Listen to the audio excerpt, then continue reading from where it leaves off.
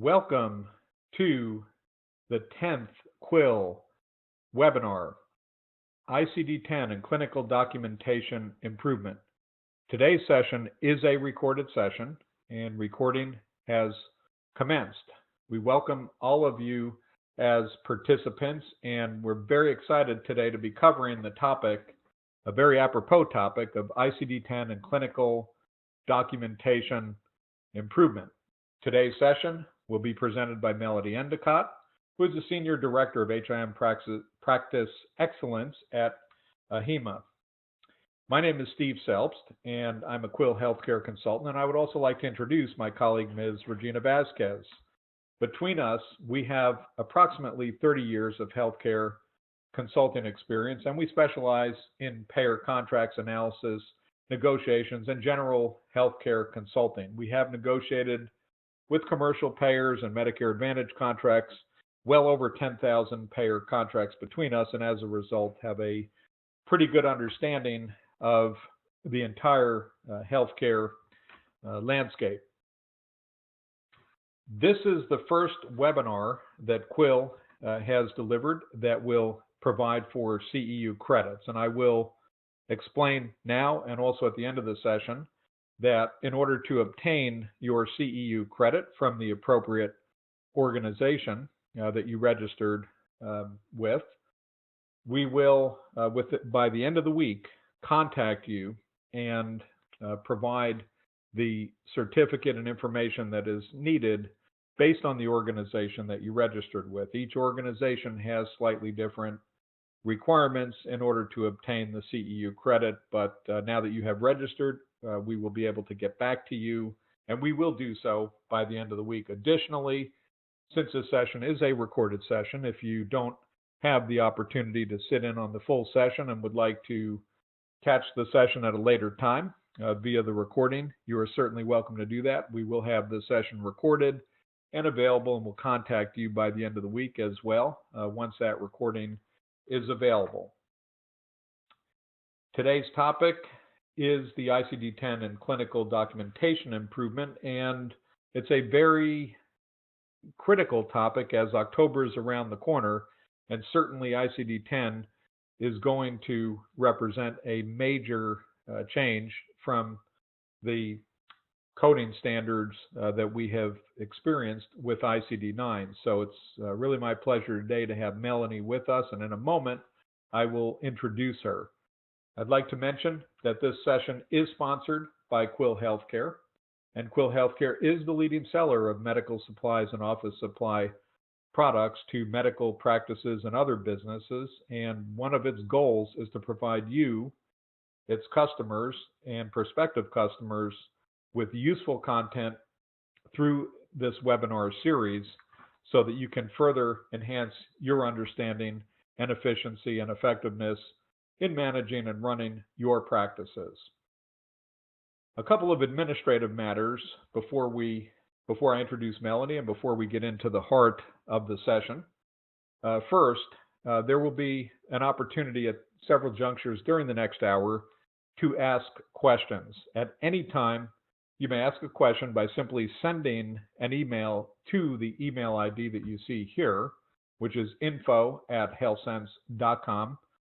My colleague, Ms. Regina Vasquez, she will pick up your questions real time as they come in, and during the breaks in which Melanie pauses to take your questions, those questions will be asked that have been received by Regina at info@healthsense.com. Additionally, if you'd like to ask a live question, which we welcome, you may press *6 on your phone during the question and answer sessions, and I will remind you of that when we get to that point, and then you may ask your question. And just to keep the session flowing smoothly and to not hear background noise, I just ask that you please remember again to press *6 after you're done conversing with Melanie, and then your line will once again be muted. So 2 ways to ask questions: send emails to info@healthsense.com starting now, or during the sessions press *6 on your phone. Additionally, if at any point in time you lose contact with this webinar online, just simply go to Actually, join.me/quillwebinar, not join.me/HealthSense. We changed that. So join.me/quill, Q-U-I-L-L, webinar. That would be the appropriate way. I apologize if the chart has the prior URL, but join.me/quill webinar will get you back. Additionally, if you would like copies of this webinar, as well as to get a recorded session, simply go to www.healthsense.com/quill-webinar-copy and submit your request. And as I mentioned, by the end of the week, we will get you a copy. We both need to cast the session into a recording and make sure it's all working. So it'll take a day or two to get that out there. And also, once again, to verify any order numbers, since this session is available to Quill customers who have ordered products since July the 7th or who invoked the coupon leading up to this webinar. Now, without further ado, I'd like to introduce the star of our show and our guest speaker, Ms. Melanie Endicott. Melanie is the Senior Director of HIM Practice Excellence for AHIMA. In her role, she provides professional practice expertise to AHIMA members, the media, and outside organizations on coding and clinical documentation improvement practice issues. She also authors many materials for AHIMA's online ICD-10 coding series and CDI education platforms. She also serves as faculty for AHIMA, ICD-10, CM, PCS Academy, CDIP exam preps, and CDI academies. In addition, Melanie is a technical advisor for the Association in ICD-10 CM and PCS, ICD-10 CM, CPT coding, and CDI publications. And I'm telling you, folks, the only industry that has more acronyms than healthcare is computing. I came from IBM in a prior life, and I can tell you that if you think healthcare has a lot of acronyms, you ain't seen nothing yet. Anyhow, Melanie received her Bachelor of Arts in Health Information Management from Carroll College in Helena, Montana, and her Master's of Business Administration and Healthcare Management from the University of Phoenix. She also has been an educator in the Health Information Management programs at the University of Cincinnati, Stevens College, Spokane Community College, and Loma Linda University. And it is with great pleasure and without further ado that I introduce our guest speaker and our featured speaker, Melanie Endicott. Melanie, take it away. All right. Thanks, Steve. That was quite the intro. So now that you all know everything about me, we'll go ahead and get started. So here's our agenda. We're going to talk about the evolving healthcare environment. Then we'll move on into ICD-10 CM basics, more of those acronyms Steve was talking about, ICD-10 PCS basics, and how that all ties in with clinical documentation improvement and some strategies that you can take within your facility or your organization to help you along this pathway to ICD-10. And as Steve said, I'll be breaking a few times to open it up for questions, but feel free to just jump in if you have any questions along the way. So let's get started with the evolving healthcare environment. So as we all know, healthcare providers are faced with so many different documentation and coding challenges. They're seeing declining reimbursement, federal and state payment reforms. We've got quality initiatives coming from every which way, and all of these are impacting documentation and coding. With coding especially, we're going to see it in ICD-10, there is a greater need for documentation specificity. With this, we're also experiencing coder shortages. With ICD-10, there's an expected productivity loss from the coders, and so facilities are really ramping up and hiring on new coders, contract coders at this point, and there's a big shortage of coders, especially skilled coders that can just jump right in and do the job with little to no training. Recovery audit contractor audits, those are alive and well, and there's other auditors besides the RACs that are out there and trying to review documentation and recover funds that were overpaid. Fraud and abuse investigation. The Office of Inspector General is always looking at the documentation to make sure that it's done correctly and accurately. And then, of course, the ICD-10 transition. I talked about the decreased coder productivity, and we're expecting that that should last for at least the first 6 months.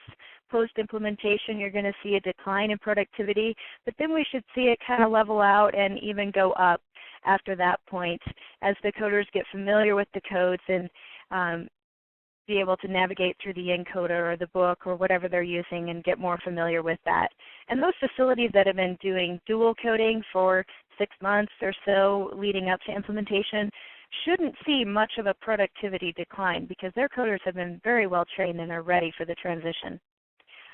We can expect some claims denials and rejections, and it may not be the facility's issue. It could be on the payer side. Maybe they're not ready. Maybe there's some glitches in the system that haven't been ironed out yet. So we can expect those things to happen, and all of this just plays into delays and less reimbursement and more work. So we're going to talk about some strategies to help with that. So where does ICD-10 fit in? ICD-10 is not just a coding issue. It is so much bigger than that. Codes are in everything. We see them in meaningful use requirements. Quality reporting relies on accurate codes. Value-based purchasing is relying on accurate coding. Hospital-acquired conditions, if you have the correct codes on there with the correct present on admission indicator, that could be a hospital-acquired condition or not, which affects your payment. Payment reform, lots of different types of payment strategies and out there that we're using. Fraud prevention and detection, and research. So there's so many people that are using coded data. It's very important that it be accurate and reported correctly. The documentation impact on quality data. So coding and sequencing, very important that you get accurate codes and sequenced in the appropriate way. We have these coding guidelines we need to follow which tell us how to sequence our different cases. So it's very important that those are followed very closely. Quality measures, we mentioned that.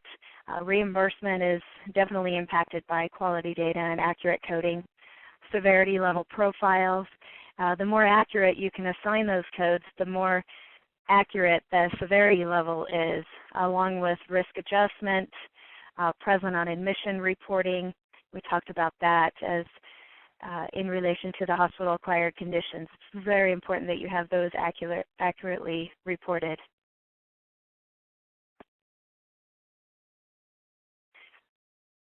Here's a few more points. High-quality documentation provides accurate clinical picture of quality care provided, and that's really what coding is. It tells the story of what happened with that patient during that stay, and the more accurate it is, the better you are able to tell that story to the next provider that's looking at that patient's documentation.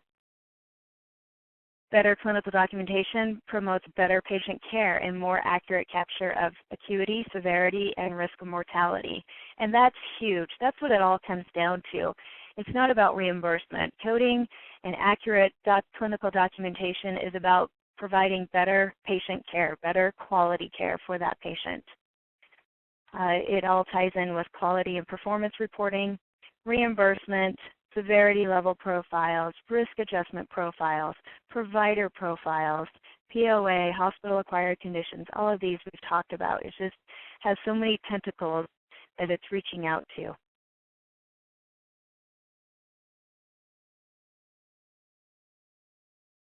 Some of the challenges we see with clinical documentation are ensuring high-quality documentation without excessive administrative burden or levels of frustration or encroaching on time spent on patient care. So I'm sure that all of you have heard at one time or another that physicians feel strapped down with all of the administrative work that they have to do, all of the paperwork, all of the time spent entering the information into the EHR. And so we don't want to be burdening them with more administrative work. We want them to be taking care of the patient. So there's some things we're going to talk about towards the end of this presentation, some tools that providers can use to help them to have appropriate and accurate and complete clinical documentation without excessive time constraints on that. Ensuring sufficient documentation to support code assignment while allowing providers to document in clinical, not coding terms. Another key issue. It's really important that coders understand the clinical terms and are able to translate them into coding terms. We don't need to be telling our physicians, you must say it in our coding language. That's not the case. We want the physicians to be able to write in their own clinical language and then have the coding staff be trained enough that they understand that and can translate it back into the coding language. And if it's not clear, have those discussions between the physicians and the coders to come to an agreement and understand what each is talking about in their own language. And what we need is good clinical documentation, not a greater volume of documentation. And we see that a lot in today's world of the electronic health record. A lot of times there's copy and paste. So the provider might just copy everything from the previous visit and pull it forward into the current visit. And that's not good quality documentation. Some of it's good and accurate, but some of it may have been from the previous visit that's not applicable to today's visit. So that's what we're talking about. Not more volume of documentation, but just good quality documentation. So here's a quick snapshot of how ICD-10 is going to affect everybody, all different healthcare settings. So you can see that ICD-10 CM is listed in every single box here. The CM are the diagnosis codes, and the PCS you only see listed in the hospital inpatient box, that one right in the middle, the green one. So those are only used for hospital inpatient procedures. And then you can see that CPT and HCPCS are still alive and well, and we'll continue to use those on the outpatient side for all of these different care settings. So now I'd like to ask you all a question, and Steve will let you know how to do this. But my question to you is, how ready is your facility or organization for ICD-10 implementation? Do you feel that you're very ready, mostly ready, or not ready at all? For instance, this is the first time you've heard anything about ICD-10. So I'll hand it over to Steve to give you the instructions. Awesome. Thank you, Melanie. And all you need to do is in a separate window in your web browser, your favorite web browser, simply go to www.healthsense.com/Q1ICD, as you see it here, and go ahead and ask or answer the question. And just to make that clear, I will go ahead and demonstrate that. So you would simply go in your browser to www.healthsense.com/Q1ICD, and up pops the question. So once that comes up on your screen, choose your answer, very ready, mostly ready, not at all, click done, and we'll give that process just a moment to finish. Let you all get your answers in play. And of course, there's no right or wrong answer here, just trying to take the pulse. And also should mention this is anonymous, so don't feel like we're capturing your name or anything like that. We're not. This is just gathering numbers and going to show you a little bar chart in a moment. So encourage your participation. Again, healthsense.com/Q1ICD to participate in the survey. And let me go ahead and refresh the main screen here.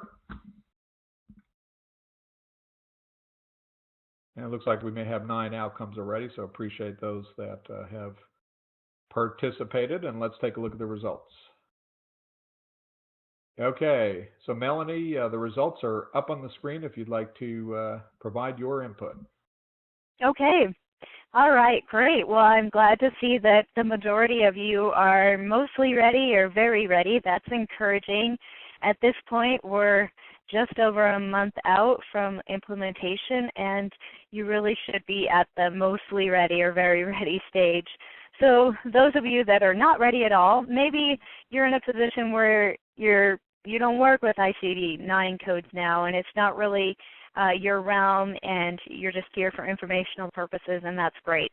But if you're that person there that's not ready at all, and you're going to be using ICD-10 codes going forward, then you might want to take a crash course in ICD-10 to get ready.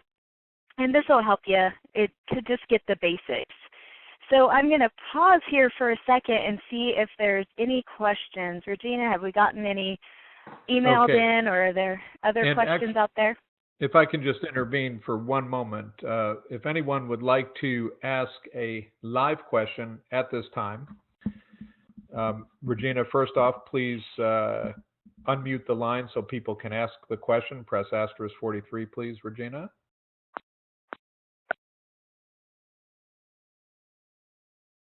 Okay, and at this point, we are in question and answer mode. So if you would like to ask a live question, all you need to do on your phone is press *6, ask your question, then press *6 again when you're done conversing. So first off, are there any live questions?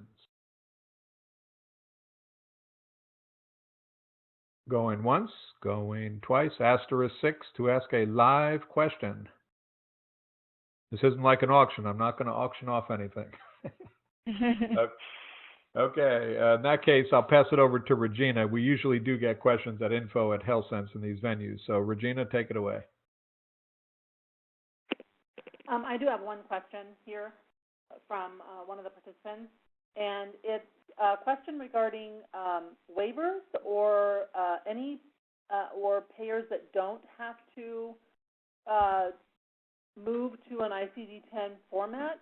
Are there any? There were some rumors out there that certain agencies or payers or practices that are under a certain volume, I guess, are not required to upgrade to ICD-10. Oh, I have not heard that. The final rule stated that every HIPAA-covered entity, which are all of your healthcare facilities, physician offices, clinics, hospitals, no matter the size, must convert to ICD-10 on October 1st. The only ones that are exempt from that, and this is maybe what you're hearing, are workers' compensation and automobile insurance industry, because they're not a HIPAA-covered entity, so they don't have to abide by that rule. What I'm hearing is most of the big players, most of the big auto insurances, and a lot of the workers' comps from the different states are transitioning over to ICD-10.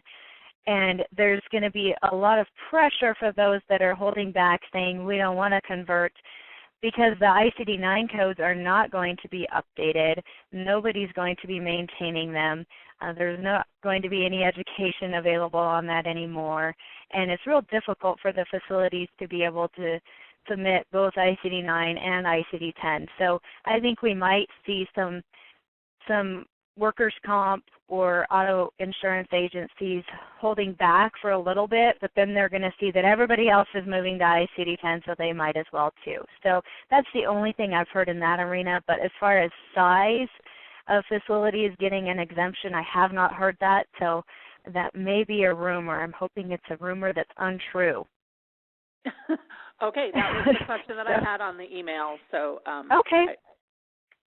All right, thanks. Well, we're going to go ahead and continue on.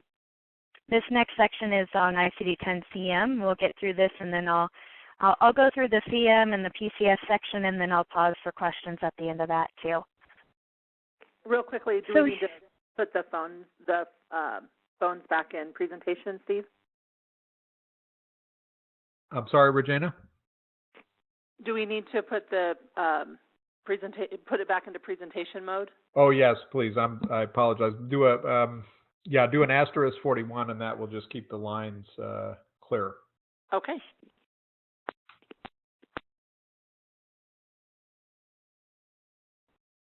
Okay. Good to go. All right. So here's a quick snapshot of how our code sets are changing. On the left-hand side are all the characteristics of ICD-9. You can see that there are 3 to 5 characters. In comparison to ICD-10, you're going to have 3 to 7 characters. And when I say ICD-10-CM, I'm talking about just the diagnosis side. We'll do the procedure codes here in a minute. Your first character in your ICD-9 is always a number except for the E codes and the V codes. In ICD-10, every first character is an alpha. ICD-9, your characters 2 through 5 are always numbers. In ICD-10, your second character is a number, and then the 3rd through 7th can be whatever, either an alpha or a number. In ICD-9, you always need at least 3 characters, and that's true also in ICD-10, and we use that decimal if we have a code that's longer than 3 characters for both code sets. And just a reminder that the alpha characters are not case sensitive. You can write them either way. Here's a snapshot of the ICD-10-CM code format. You can see this is an S32.010A. It's some type of fracture code. Your first character there is an alpha of S. You'll have all alphas A through Z except for U. They've saved that for an unspecified or undetermined type category, which we've yet to see. Your first 3 characters are called your category, and your second character there is always a number. 3rd through 7th can be an alpha or a number. Your 4th, 5th, and 6th characters, they just give more information such as etiology, anatomical site, laterality, severity, that sort of thing. And then your last character, which is kind of sitting out there by itself, is what's called your 7th character. And we see that in various different chapters.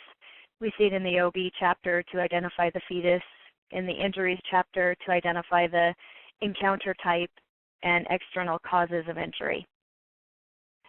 So this is just an example of what they look like. Some of the areas that need to be focused on in ICD-10, because we have greater specificity, are the disease type, the disease acuity, disease stage, site specificity. So think about your fractures. We need to know more than, is it a femur fracture, but is it the distal, the proximal, shaft, spiral, comminuted, what type of fracture it is and where is it specifically, and also what side, left or right or bilateral. And missing combination code detail. There's a lot of new combination codes in ICD-10, so we've seen that a lot in our documentation. We're missing that key information such as due to combine the conditions together. So think about your diabetes, and so many complications go along with that, and we need the physician to say that neuropathy is due to diabetes or whatever the condition might be. And then there's some changes in time frame associated with some of our codes, like the myocardial infarctions. Time changes have been seen there in ICD-9. It's 8 weeks, then an MI remains acute, and it's 4 weeks in ICD-10, and there's a few other instances of that. So just being aware of those are very helpful. Excuse me, Melanie, just a quick interrupt. I noticed in the chat box a question came across, and the question was an administrative one, how to get copies of the outline of the slides. And yes, at the end of the session, we will provide you with the URL and instructions about how to obtain the copies. There will be both slides as well as the recording. It will take approximately 2 days from right now to have both available, but we will give you the instructions and the URL where you can request copies at the end of the session. So thank you for asking. Excellent. Okay, so I've got a couple slides here of some specificity examples. And if I were to compare these side by side with the ICD-9 codes, for instance, this first one, S72.044G, this is a non-displaced fracture of the base of neck of right femur, subsequent encounter for closed fracture with delayed healing. what we would get in ICD-9 is a closed fracture of the base of the femur, the base of the neck of the femur, and that's it. We wouldn't know non-displaced or right or left, subsequent encounter, or the delayed healing. So very much more specificity that we see in ICD-10. And that means we need to have better documentation. There's the next one, I69.351, sequela of cerebral infarction. And this is a combination code where it describes the hemiplegia, hemiparesis that are involved with that cerebral infarction and what side it's affecting, the right dominant side. And then here's a combination code, the T43.621S, poisoning by amphetamines, accidental or unintentional. Sequela, the sequela, that's identified by that seventh character of S you see in this code. And sequela means the same thing as late effect or a residual type effect that's after the acute incident. It's maybe a few months or so down the line. No timeline on it, but it's after the acute event and there's some sort of residual condition holding on. That next one, the M80.011A, age-related osteoporosis with current pathological fracture, right shoulder, initial encounter. So on this, better documentation than ICD-9 because we can identify the right shoulder and that it's the initial encounter for that fracture. And then in the next slide, we've got some other examples of increased specificity. S31.140D, a puncture wound of the abdominal wall with foreign body, right upper quadrant, without penetration into peritoneal cavity, subsequent encounter.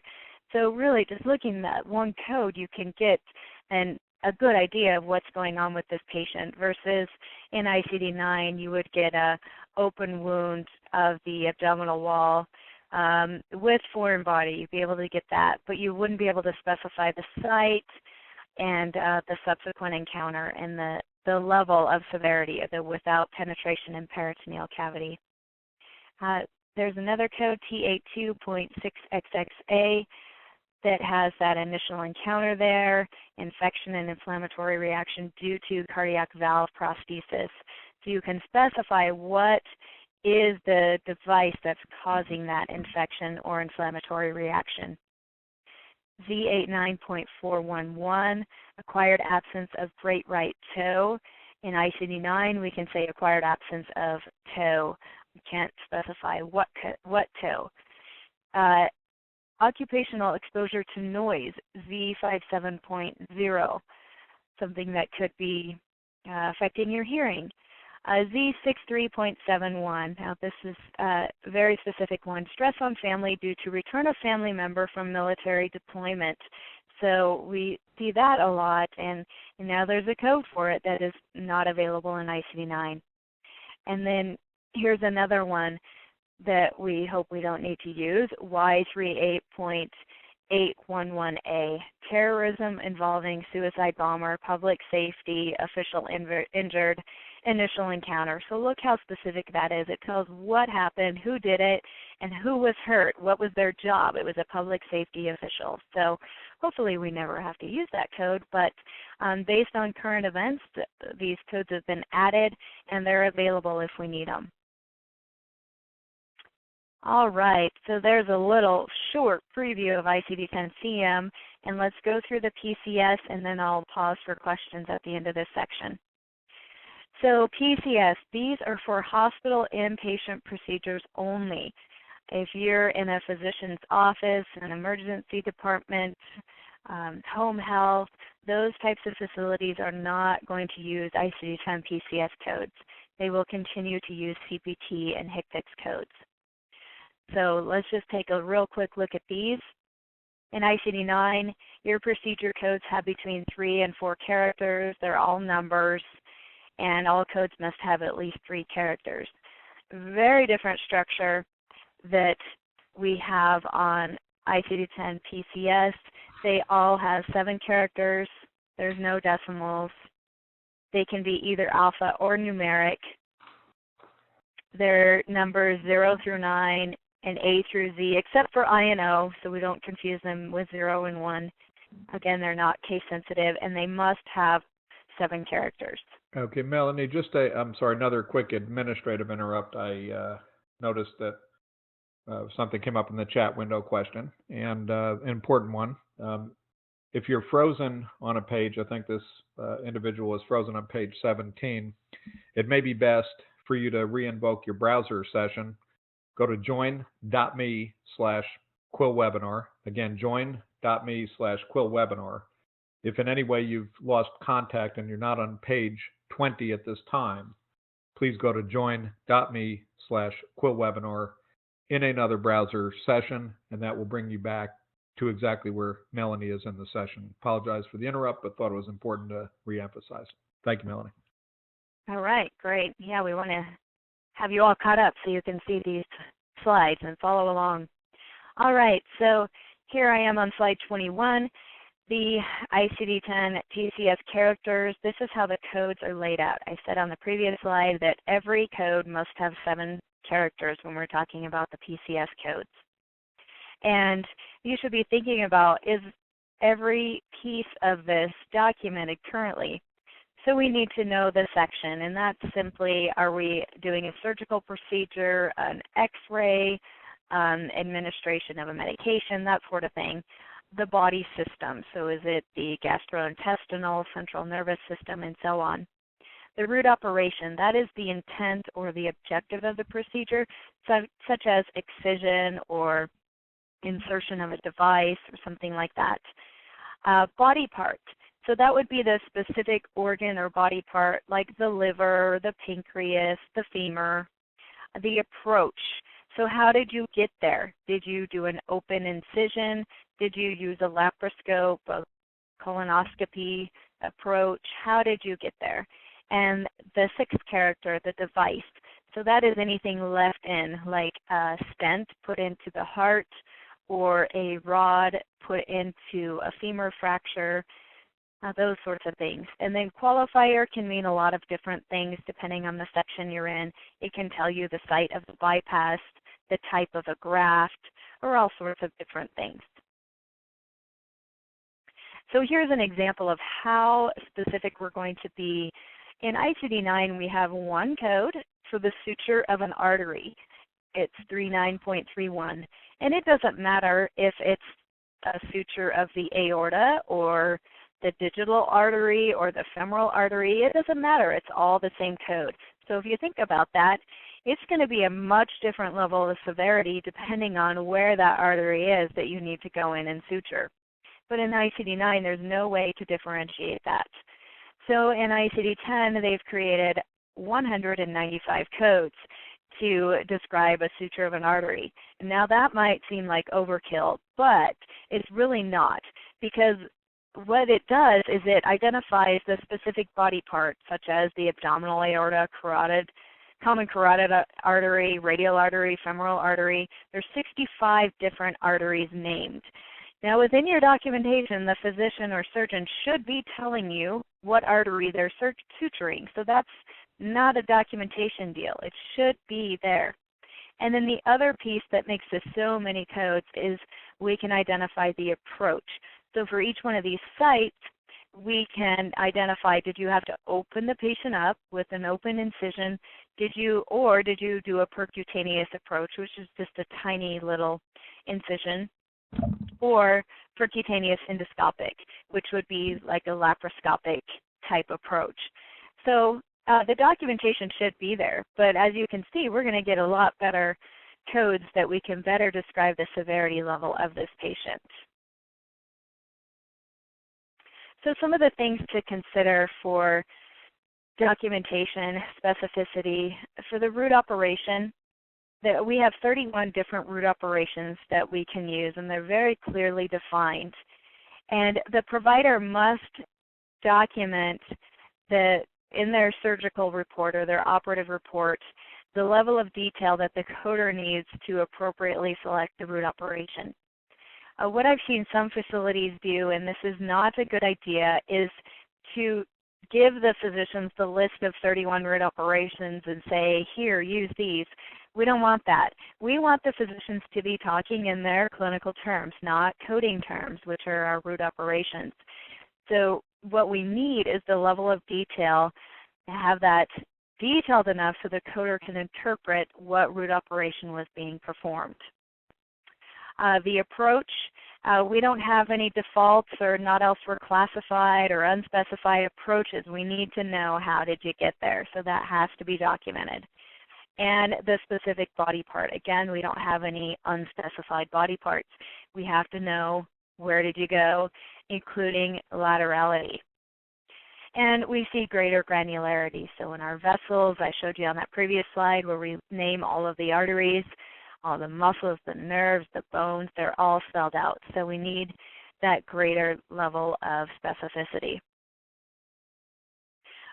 There's some guidelines, and this one's really important for both the coder and the physician. If the documentation is incomplete for coding purposes, the physician should be queried for the necessary information. As I said before, there's no unspecified codes or not elsewhere classified codes in PCS, so we need to have that level of detail to be able to assign any code at all. It's the coder's responsibility to determine what the documentation in the medical record equates to in the PCS definitions. So what that's saying is we don't want to send a query to a physician asking them to use our root operation terms. The coder should be able to interpret when they say we removed the patient's left lung, that in PCS terms that's a resection of the left lung, and be able to understand those definitions and not be sending unnecessary queries and frustrating the physicians. So now I'm going to ask you another question here, and it'll be the same drill as before. There's the URL there. But what do you think, or how do you think ICD-10 compares to ICD-9? Do you think ICD-10 is going to be much more difficult than ICD-9? ICD-10 is going to be easier than ICD-9, or you just don't know?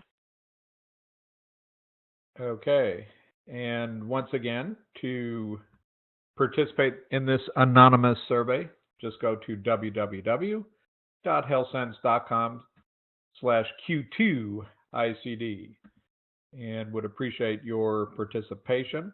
I'll toggle over so that we can take a look at both the question and answer. So again, that's healthsense.com/Q2ICD, and you'll let us know if you think ICD-10 is going to be more difficult than ICD-9, easier than ICD-9, or you just don't know. So go ahead and pick your answer, and we'll go ahead and take a look at the results. And once again, want to remind you this is anonymous, so feel free to participate, and we won't know who you are.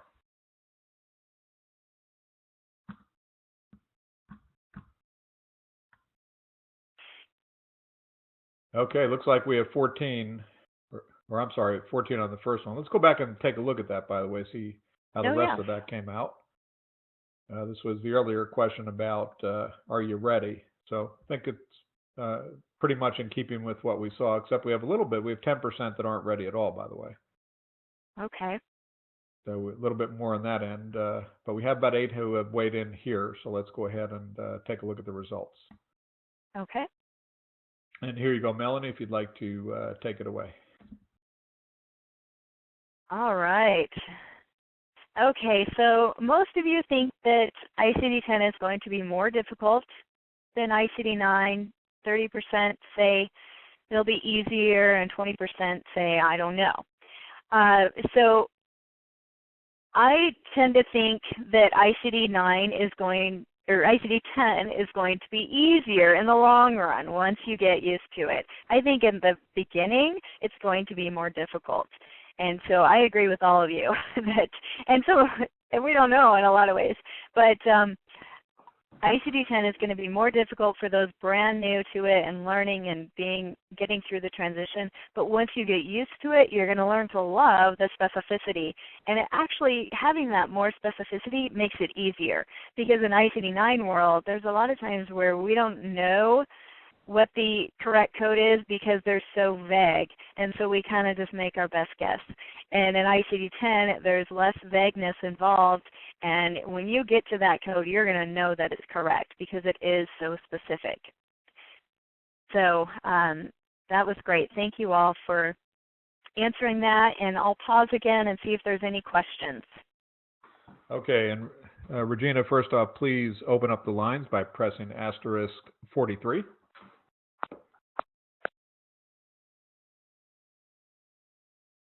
And as a reminder, for those who would like to ask a live question, please press *6 on your phone at this time and ask your question. Yes.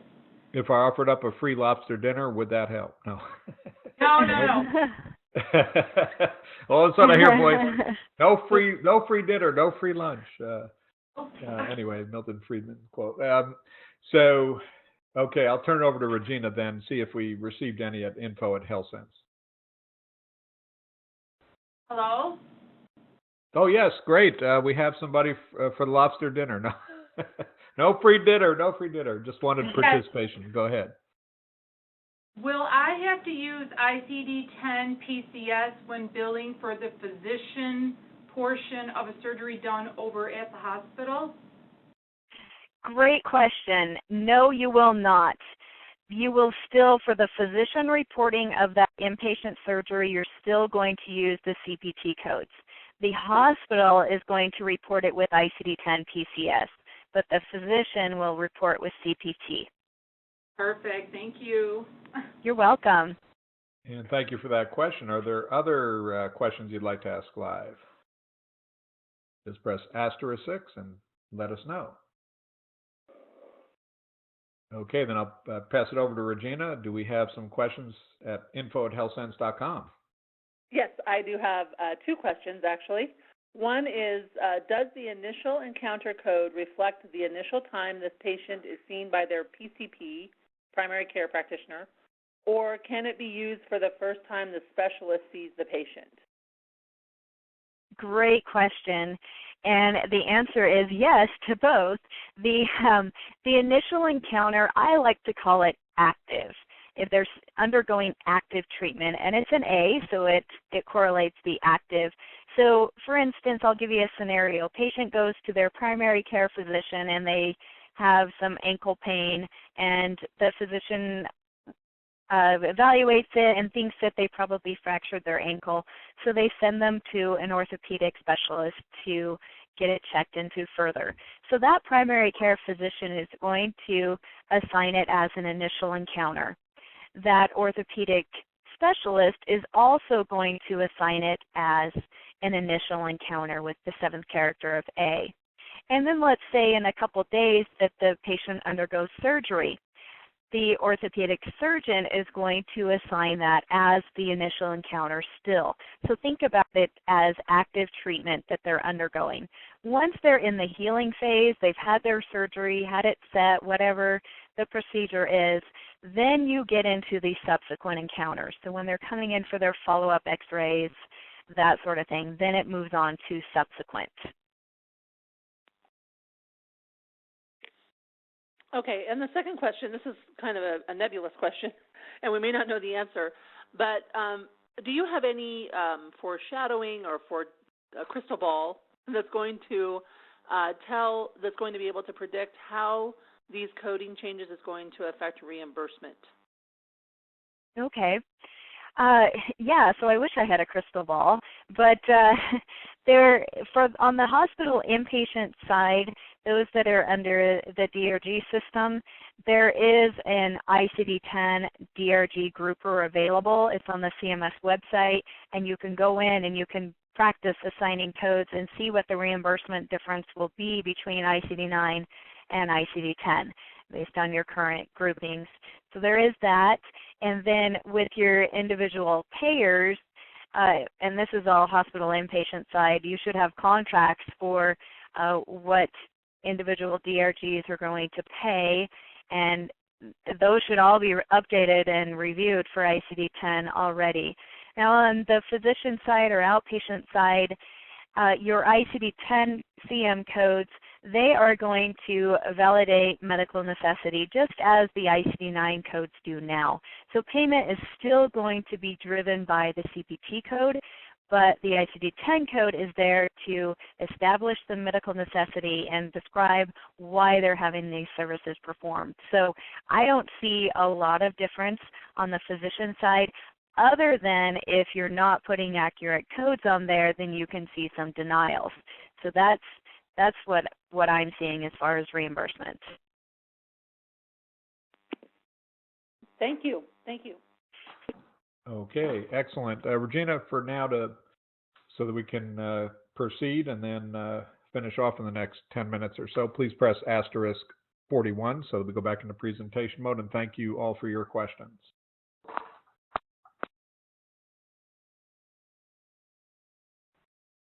Okay, we'll just continue on.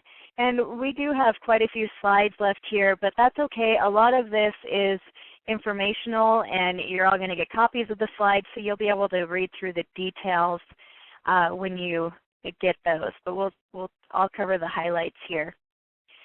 So as we talk about clinical documentation opportunities, we've talked about some of these already, that there's increased level of detail in ICD-10. So we need laterality, the specific site, the severity, and all of those different things. There's lots of benefits to having a clinical documentation improvement program. And CDI programs, we see them in the hospital, we see them moving now into the physician side. So if you're in a physician setting, you might consider instituting a CDI program at this point to help you get that specific information on the chart. Have somebody that's skilled in both coding and clinical terms to be able to assist the physician in getting the right documentation on the chart so you can get accurate reimbursement. We talked about these few bulleted points way back at the beginning. We talked about how ICD-10 is moving into all of these different areas and how documentation improvement really touches on everything. Having good quality documentation is going to allow you to assign the appropriate ICD-10 code, to be in compliance with meaningful use requirements, value-based purchasing where you get paid based on the quality of care that you're providing. That's all done through codes, and having that appropriate documentation on the chart. You're present on admission, hospital-acquired conditions. So one of the things to do is to determine the best solution for addressing each documentation gap. One size does not fit all. So in the EHR world, there's lots of things we can do.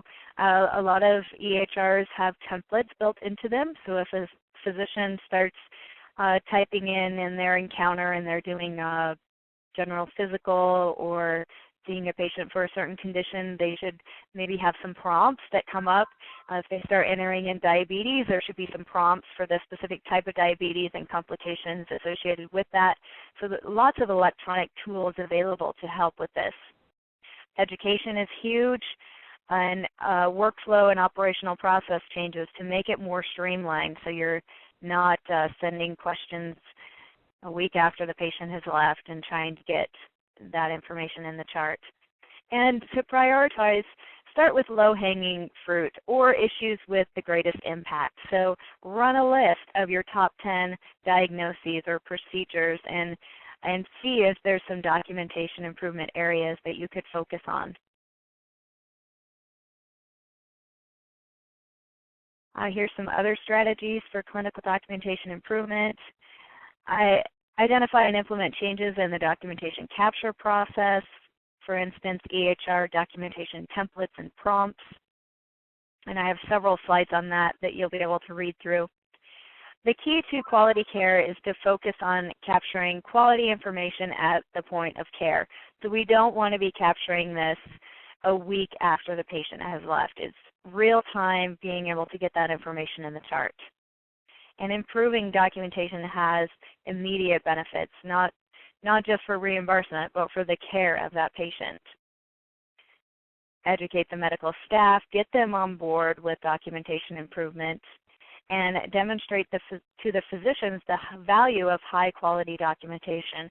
Show them scenarios that show how if they document an unspecified code versus a very specific code, how that affects their level of acuity or severity or risk of mortality. And this goes on their report cards that talks about how what types of patients that physician is seeing and their level of severity. For documentation of gap analysis, evaluate medical record samples. So take a look at a random sample and see if they're ready for ICD-10. Here are some different ways that you can do that sampling technique, and you can read through those. Lots of different ways to do that. And we have a couple of options. We can decide to work harder or work smarter. So if you want to work harder, you can hire more coders, hire more CDI specialists, increase the volume of physician queries because we know that they'd love that, and conduct intensive continuous physician training. Now that's just not a good solution. So what you want to do is work smarter. You want to use automation to facilitate coding. Computer-assisted coding is hot right now, and that helps the coder to be more productive. And automated documentation such as EHR templates that prompt the physician for what keywords are needed to put in there. Here's some of the benefits of EHR documentation prompts, and there's a lot of them here, and I'll let you read through those. They're pretty straightforward. It's gonna impact all aspects of that patient's care and post-patient care when you're working on compliance and external reporting and all of that.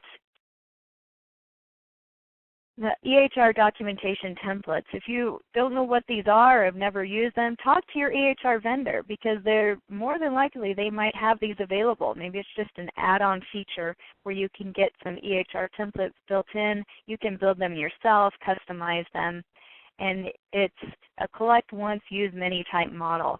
So you can enter in information and it puts it into the key areas where it needs to be, prompts the physicians for the keywords of the missing documentation. So it's getting that captured at real time at the point of care. You want to use these templates only where documentation is not optimal.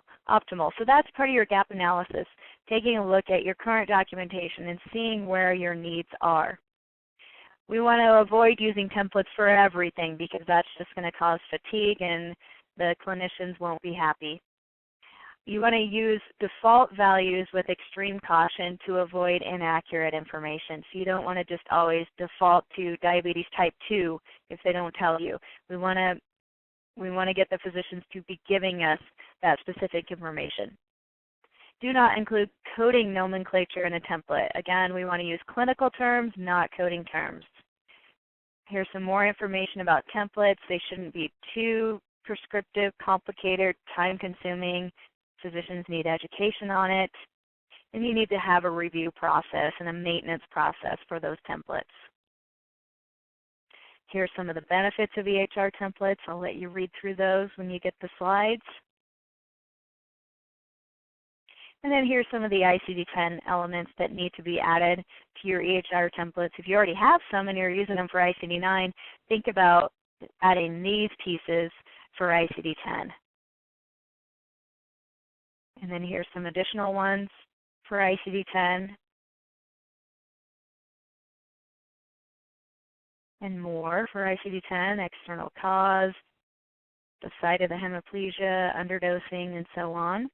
And lots of them here. We don't need to talk about these each individually. As you look through these, you can see those that would be applicable to your facility. If you don't do OB cases at all, then you don't need to worry about weeks of gestation and identification of fetus because you're not going to use those. If you're in an orthopedic facility, then you definitely want to be looking at the fracture ones. So as you look at these, take a hard look and see what pieces of this could help your facility. So in conclusion, accurate data on severity, risk, quality, and outcomes depends on complete and accurate coding and documentation. Using non-specific documentation results in non-specific code assignments, which in the end results in less quality of care. ICD-10 should be used to set the gold standard for clinical documentation. Here's a list of resources that you can go to. Whether or not you're an AHIMA member, you should be able to access these and use those resources. And then here's a great resource. We have about 70 ICD-10 tip sheets, and these are free, available to whoever. Just download them. There's the link, ahima.org/ICD-10, and you can download these. They give you specific documentation tips for individual diagnoses and some procedures as well. So make sure you utilize those.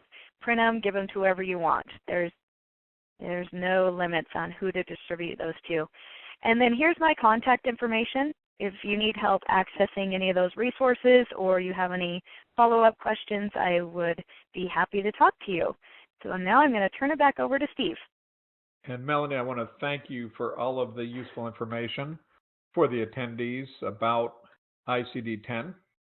This was very informative. And I want to also provide a couple of resources to everybody who's attended. First off, I promised that I would give you a link, a URL, where you could obtain copies of a PDF version of these slides, as well as the recording once it's available. At any time, please just go to www.healthsense.com/quill webinar copy and just fill out that very brief form, and we'll have you in line here to automatically get notified. And we will independently notify you of the CEU credits, and based on the organization, you'll recall when you enrolled, we asked you which organization you wanted CEU credit for, and each one is slightly different. Some require a brief test be provided, others don't. Anyway, Deanna Wolf will be in touch with you by the end of the week, next 2 to 3 business days. And also, we'd appreciate feedback about this session if you would not mind taking a moment to do so by going to www.healthsense.com/webinar survey at any time. If you have any questions for Quill, feel free to reach out to Regina and I at info@healthsense.com. That's the email address, and you can ask us any questions that you may have. And since we are at the top of the hour, this will conclude the session. I want to thank all of the participants for attending today, and once again, thank Melanie for the outstanding and informative presentation, and Regina for her usual expertise and assistance. So thank you all for attending, and have a great afternoon.